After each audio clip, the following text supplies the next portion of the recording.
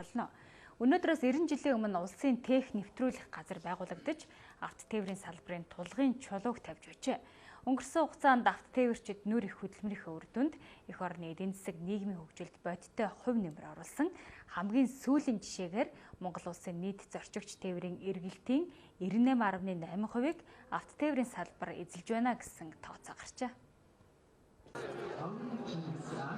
Хамгийн анх 1924 онд 6 машинтай улсын шуудан буудлын анх байгуулагдж байсан бөгөөд жилийн дараа тех нэвтрүүлэх газар болон өргөжөж 10 жолооч 12 машинтайгаар үйл ажиллагаагаа эхэлж байжээ. Үүнээс авто тээврийн салбарын үүсэл эхэлсэн бөгөөд өнөөдөр Монгол улсын 4 хүн тутмын нэгд нэг тээврийн хэрэгсэл ногдож 3 хүн тутмын нэг нь жолооч болтлоо. Энэ салбар хөгжижээ.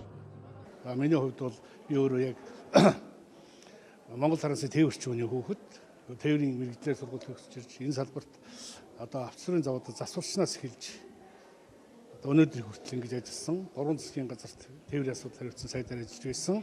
Тэгээ одоо бол Монголын авто тээвэрчдийн нэгдсэн холбооны ерөнхийлөгчөөр ажиллаж байгаа.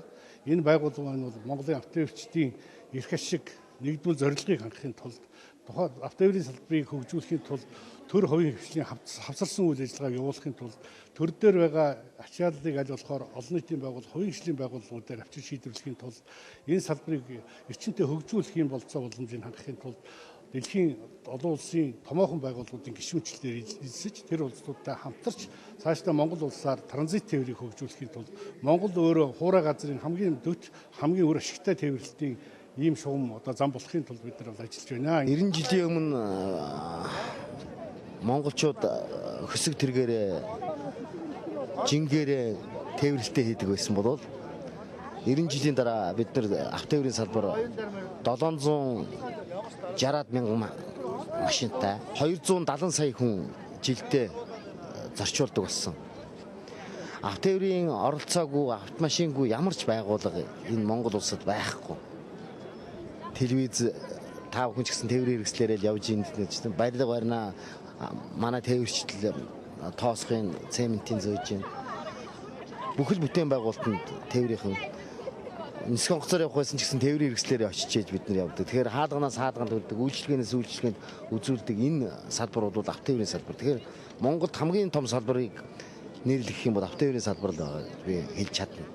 Авто тээврийн салбарт одоогоор 4000 гаруй хүн зүтгэж байна. Баярын энэ өдөр үеийн Ахмад тээвэрчид Чингисийн талбайд цуглаж эзэн Чингисийн хөвшөөнд хүндэтгэл үзүүлсэн юм а. Тэдний дунд авто тээврийн салбар үүсч өгдсөн түүхэн хугацааны талд нь энэ салбар зүтгэсэн хүмүүс ч байлаа. За тэдний жолоодж явсан автомашинууд ч Чингисийн талбайд үзэсгэлэн болон дэлгэгдсэн байсан юм. Одоо би үндсэндээ тээврийн салбарт 44 жил болж байна.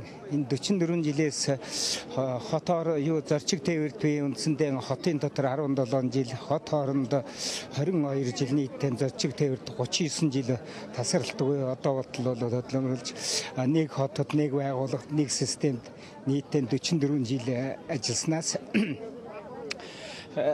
нийтийн 44 жилийн хугацаанд би 3 сая километр явж 3 сая гаруй зорчиг тээвэрлсэн. Болвол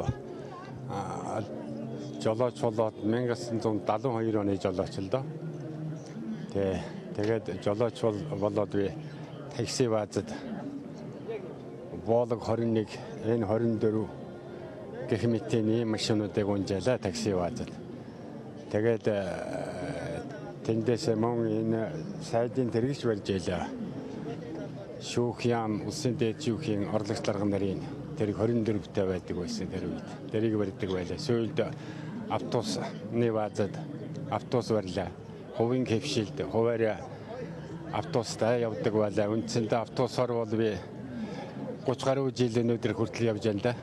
Өнөөдөр авто тээврийн салбарын түүхэн үйлчлэлийг гэрэл зургаар харуулсан авто тээврээр үзэсгэлэн нэгдсэн бөгөөд Монгол улсын тээврийн салбарын замнал хөгжил номын нээлтж болсон. Мөн соёлын төвөргөнд баярын хурал хүндэтгэлийн концерт болсон юм. Хурлын үеэр цаашид дэлхийн жижигт нийцсэн техник технологиг нэвтрүүлж улс орны эдийн засгийн өсрөнгөө хөгжлийг хангахад авто тээврийн салбарын хамт олон тээвэрчнийг бүрийн үүрэг гэдгийг онцолж байлаа.